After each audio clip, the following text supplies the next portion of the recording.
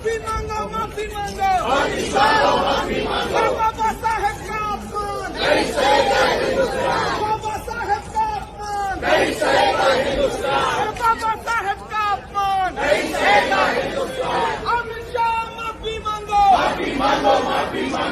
इतना नाम अगर भगवान का लेते तो 7 जन्मों तक स्वर्ग मिलता था।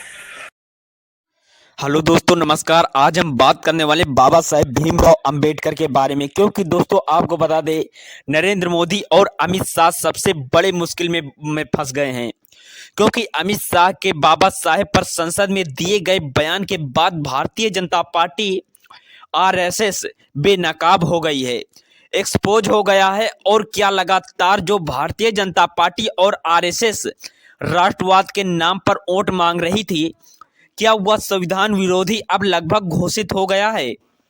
और सबसे बड़ी बात, सबसे बड़ा जो संकट पैदा हो गया है उन दलों के लिए जो एससी एसटी ओबीसी के लीडरशिप वाली पार्टियां हैं और जो भारतीय जनता पार्टी के साथ है। सवाल है कि निषाद अनुप्रिया पटेल, राजभर चिराग पासवान और मांझी उपेंद्र कुशवाहा, नीतीश कुमार और चंद्रबाबू नायडू क्या करेंगे। ताबड़तोड़ चारों तरफ से नीतीश कुमार, चिराग पासवान, नायडू और मांझी को चिट्ठी लिखी जा रही है कि आप लोगों को कब तक चुप रहेंगे, कब तक बाबा साहेब डॉक्टर भीमराव अंबेडकर का अपमान सहेंगे। जिन्होंने बाबा साहेब भीमराव अंबेडकर इतना बड़ा काम किया, आप कब तक उनका अपमान सहेंगे। इस सरकार के समर्थन वापस लें और लीजिए। नमस्कार, मैं हूं रावत अजीत रावत और आप देख रहे हैं जनता का हक। आपको बता दूं दोस्तों, हालात 2013 में जो मनमोहन सिंह के सरकार के खिलाफ था, नरेंद्र मोदी की यह सरकार गठबंधन की सरकार है। मैं आपको बता दूं, ना तो यह भारतीय जनता पार्टी की सरकार है, ना यह मोदी की सरकार है। दरअसल में यह एनडीए की सरकार है, जो नीतीश कुमार जिनके 12 सीटें हैं, चंद्रबाबू नायडू जिनकी 16 सीटें हैं, वहीं चिराग पासवान जिनकी 5 सीटें हैं और जीतन राम मांझी दम पर यह सरकार टिकी हुई है। अनुप्रिया पटेल भी अकेली सांसद हैं इस पार्टी में और कोई सारे ऐसे बहुजन लीडरशिप वाले दल हैं जो अब पेशो पेश में दरअसल में बाबा साहेब के अपमान को लेकर मामला बड़ा होता चला जा रहा है। एक समय था कांग्रेस का, वह 6 साल का दौर था जब सोशल मीडिया नहीं था और बाबा साहेब का दलित राजनीति के आसपास बांध दिया गया था। लेकिन अब वह समय खत्म हो चुका है और डॉक्टर बाबा साहेब भीमराव अंबेडकर का एक्सप्रेस्ड सोचिए, मुस्लिम समाज जो दोस्तों मुस्लिम समाज जब से CNRC का आंदोलन चल रहा था तो सबके हाथ में संविधान की किताब थी और सबके हाथ में बाबा साहेब अंबेडकर की तस्वीर था। इसका मतलब है कि बाबा साहेब के स्पष्ट में अब मुस्लिम समाज में भी बड़ा है और 20 पर कि वो आबादी का अब तो जिस तरह से भारतीय जनता पार्टी हिंदू मुस्लिम की राजनीति कर रही है, बाबा साहेब का संविधान और बाबा साहेब उनके बचाएगा। और उसके बाद कांग्रेस का भी लगातार कि अब उसे बाबा साहेब ही क्या बचा सकते।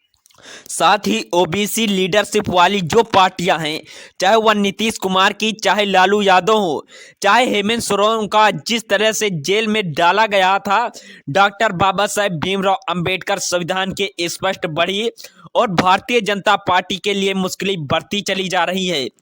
अरविंद केजरीवाल ने सीधे सीधे चिट्ठी लिख डाली है नीतीश कुमार और चंद्रबाबू नायडू को कि आप क्लियर करिए कि आप बाबा साहेब के अपमान के साथ हैं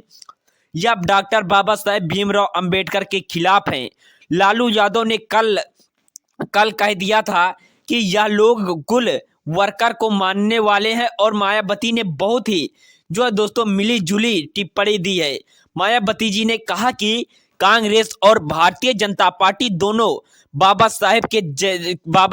के तैसी नहीं है, वो सिर्फ वोट की राजनीति कर रहे हैं। बात तो सच है, लेकिन यह सच है कि अमित शाह का जो बयान था, जिस तरह से डॉक्टर बाबा साहेब भीमराव अंबेडकर उन्होंने नाम लिया और अंबेडकर और एक फैशन हो गया है, और जिस तरह से जिस अंधविश्वास और कर्मकांड के खिलाफ बाबा साहेब लड़ते रहे, उस पर जिस तरह से अमित शाह ने कहा कि उसके बाद से उनके खिलाफ गुस्सा बढ़ता जा रहा है और यह एक मैसिव प्रोटेस्ट और तब्दील होता जा रहा है। और एक बात तय है कि एससी समाज और जो है दोस्तों ऑलरेडी मुस्लिम समाज, एससी समाज भारतीय जनता पार्टी से कट रहा था, अब ओबीसी के लोग भी कटने शुरू हो गए हैं और सब को लगने लगा है कि जिस तरह से इकोनॉमिक वीकर और इस जो सेक्शन का रिजर्वेशन आया, जिस तरह से एनएफएस का लिखा जा रहा है, जाट, पटेल, जाट और मराठा पहले से भारतीय जनता पार्टी के खिलाफ हैं, लेकिन जब से डॉक्टर बाबा साहेब भीमराव अंबेडकर के खिलाफ में ऐसी टिप्पणी किया